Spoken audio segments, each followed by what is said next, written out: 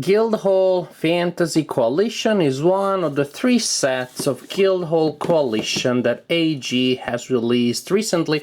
That is a reworking of their old Guildhall Fantasy. There were 2 sets before, and now we have 3 new ones, which in part overlap the previous sets. It is not just, you may be wondering, can I combine the new ones with the old ones? It's not just you can combine them, you can replace them. Some of the decks that you find in these boxes here can be used to remake the previous sets of Guildhall. In case you lost them, you traded them away. Maybe you want to buy these ones without giving up the other ones. Well, you can buy these ones, sell and trade the old ones, and you can still make those sets, the old world economy and the job fair, from the new products. In this video we talk about Coalition, and Coalition again is one of these 3 sets. It's based on the basic system of Guildhall that you may know from the past. In Guildhall you have a deck of victory point cards, you shuffle them together, then you draw a line of cards that will be available to players for purchase. And to purchase you need to spend complete chapters. The number of complete chapters you need to spend is indicated there. Is 1 for most cards, some required 2. And when you buy one such card you get the corresponding victory points. You may also get special actions that are cryptically indicated by the actions, by the icons at the bottom. Not so cryptic, you do have a player aid that helps you figure out what those icons are, and a translator of what those icons mean. The main element of the game, however, is this deck of cards here, the cards representing professions. Each set of Guildhall comes with several professions, such as the Paladin, of course I have more Paladin, the Artificer, the Rogue we have in this set, the Cleric, the upside down Cleric that you see here, the Rogue that I mentioned. You have several professions. Each profession will be played to form chapters in your play area. Your goal is to collect 5 of the 5 different types of each profession that are present in the game. So there are several paladin cards of different colors, 5 different colors. You want 5, 1 for each color. You want 5 rogues, 5 clerics, 5 artificers, 5 barbarians, 5 warlocks, and so on and so forth. You're trying to form these sets. When you have a set of 5, you put it face down. That forms a full chapter, and that is what you can then use to buy those victory point cards.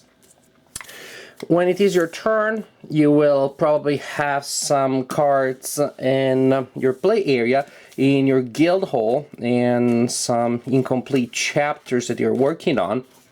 As you can see, there are these tables here. They indicate the power that the card activates when you play it in your play area.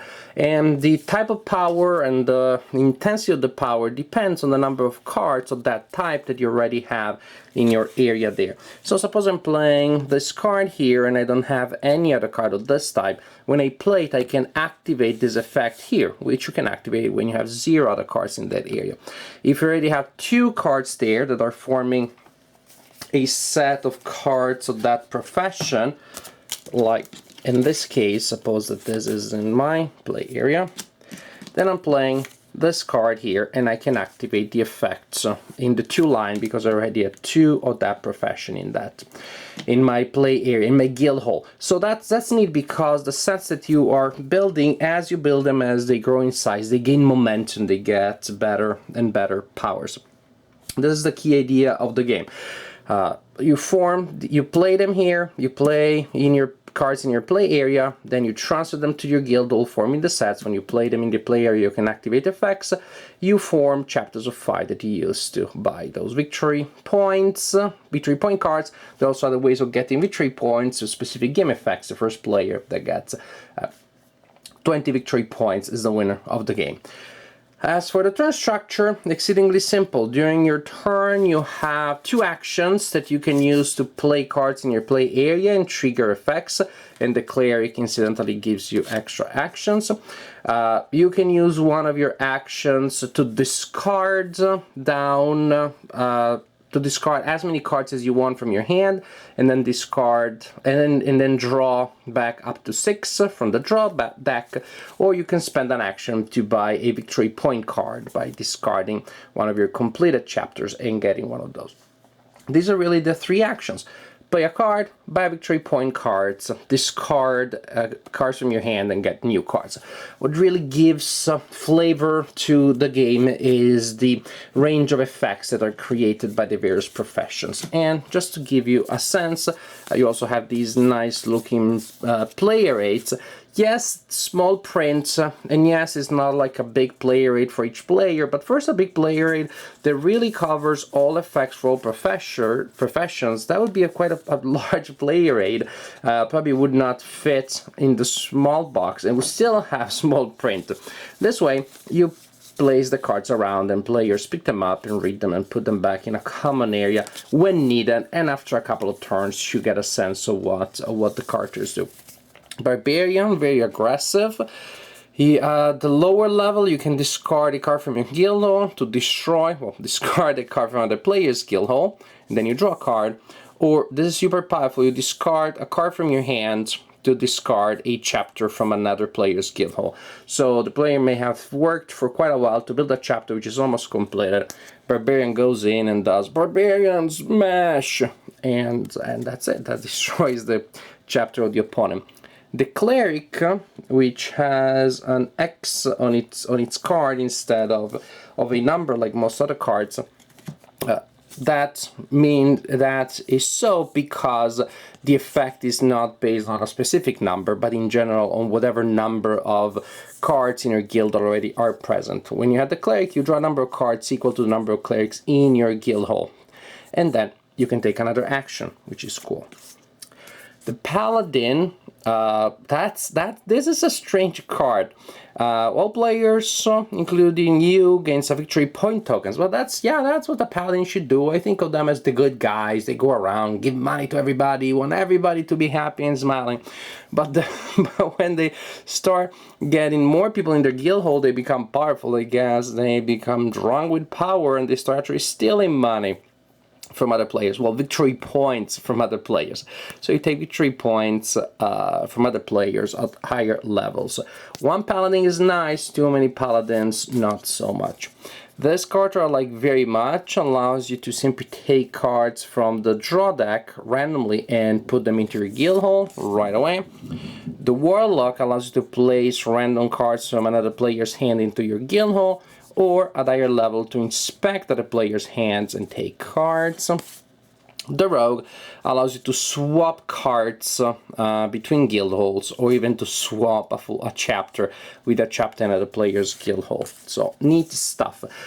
Something I didn't mention, but if you played Guildhall before, you probably remember that, or something almost intuitive. You play cards quite freely, but you cannot have duplicates, so you cannot have, say, 2 yellow clerics in your Guildhall, you cannot have 2 green paladins, you cannot have 2 cards that exactly have the same profession and the same color. So sometimes when you have these game effects, there are things that you can or cannot do. The Warlock the Artificer takes cards from the deck and puts them into your Guildhall if it is legal for you to add them, given that restriction. The Rogue swaps card around unless unless the trade is illegal for one of the 2 sides, so a player receives a card that cannot be placed there because of the duplicate, then that swap cannot happen. So that's a restriction that in some cases is pretty interesting. That's the game. Super simple, and also I find it super neat and super sweet. Guildhall is a game that I liked in the past. You may have seen my review for Guildhall Job Fair. I like it as a quick, simple, enjoyable game. Almost as a filler, really. It has a little more meat maybe than the average filler, but does not become too much of a complicated game. if you play with 2 players, which is the way that I enjoy it. It can be played with more than 2 players, but to me this game really is sweet and fun when it has 2 players. Then the back and forth is quick, there's no downtime, things are not too chaotic, because if you have more players, then with all the game effects, well, you'll need to react to a really quickly changing landscape. And of course there are things that you can do, but it just feels very chaotic, very random, and players may actually ignore that aspect and still try to maximize, they're also doing this or that, and still play very strategically, which in a chaotic system means a lot of downtime with little satisfaction. But as a 2-player game, and other players maybe enjoy that way, but to me this is a great 2-player game. That's the way I use it. As a 2-player game, I find it to be nice. And yes, it's a little bit tug of war-ish. I destroy your chapter with my barbarian and you destroy mine. But actually, there aren't so many barbarians, so you cannot do that constantly. Actually, that's something that worried me at the beginning. I thought maybe these barbarians assaulting each other can stall the game indefinitely. Doesn't happen. And the interaction of the characters is quite neat. So actually, the Guildhall system in general, I like. Pretty much the system is exactly as you knew it from traditional Guildhall, just the art is different, and now we have different ranges of effects.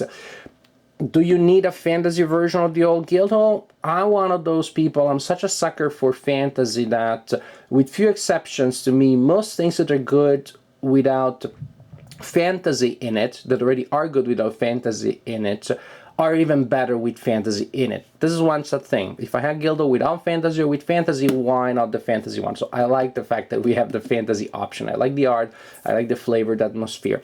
As for the game mechanics, they are really nice. They are the old ones, they're tested, they work. And as for the specific cards that we find in the set, these new characters really work well together. And it's very interactive. They make for a very interactive game. This is by AEG, and recently I played another game by AEG, Mystic Veil, which is a little bit of a multiplayer solo, doesn't have much interaction.